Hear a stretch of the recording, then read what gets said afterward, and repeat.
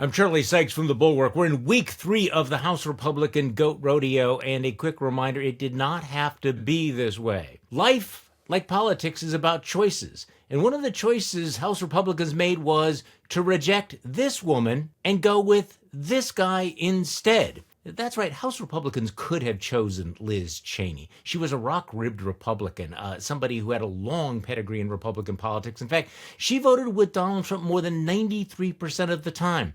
But as you all know, they threw her out, they excommunicated her, and they replaced her in House leadership with this woman, Elise Stefanik, who had only a 77% voting record in favor of Donald Trump. So look, this was not about ideas. It's not about who's conservative. It's not about who's the most Republican. It was about the big lie. Republicans could have listened to Liz Cheney after January 6th. They could have taken the off-ramp when she had this to say. I say this to my Republican colleagues who are defending the indefensible. There will come a day when Donald Trump is gone, but your dishonor will remain.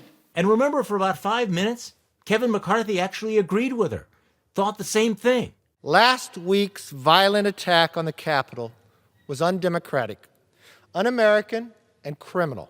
The president bears responsibility for Wednesday's attack on Congress by mob rioters. But that was then. You know what happened after that? About 5 minutes later, he's down at Mar-a-Lago kissing the ring.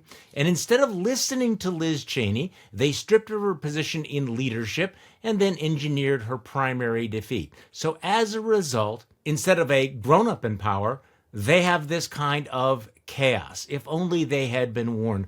You know, people ask, what would a grown-up Republican sound like these days? What would a rational, sane Republican sound like these days? Well, you don't have to wonder, because it sounds like this. And we ought to reject the kind of attacks that we're seeing, obviously launched by Donald Trump, but also the kind of lies coming out of Jim Jordan and some other House Republicans, the notion that the entire judiciary system or the FBI is weaponized against us.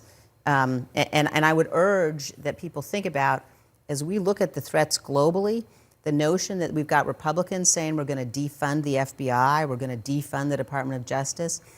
Jim Jordan wants to stop a number of the programs that have kept us safe since 9/11. That is very dangerous. So Republicans had a choice. They could have gone with Liz Cheney. They could have followed this extraordinary woman. But she committed the unforgivable sin. And what was her unforgivable sin? She wouldn't kiss Donald Trump's ring. She wouldn't go along with the big lie. That after January 6th, she wanted to find the truth. And when push came to shove, she wasn't going to give in to pressure like so many other Republicans. Many members of our leadership and others, the fact that they've gone from recognizing what happened on the 6th to protesting in front of the Justice Department on behalf of those who were part of the insurrection is something that I can't explain. I think it's a disgrace. She put country over party, and now she's out. And this is what's left of the House Republican Party, if only they had been warned. We are now in week 3 of this absolute chaos. Rudderless, unable to govern, the House of Representatives essentially shut down while Republicans squabble with one another about who is more MAGA friendly. When you have a member of Congress, reportedly, like Warren Davidson from Ohio, who in the meeting with Jim Jordan last week, when some of the holdouts raised with Jordan the fact that they were getting death threats, one of them told me that in response, Congressman Davidson said, well, that's not Jim Jordan's fault, that's your fault for voting against him. That is the kind of encouragement and acceptance of violence that is absolutely has no place in this party, should have no place in our country. And meanwhile, the world burns.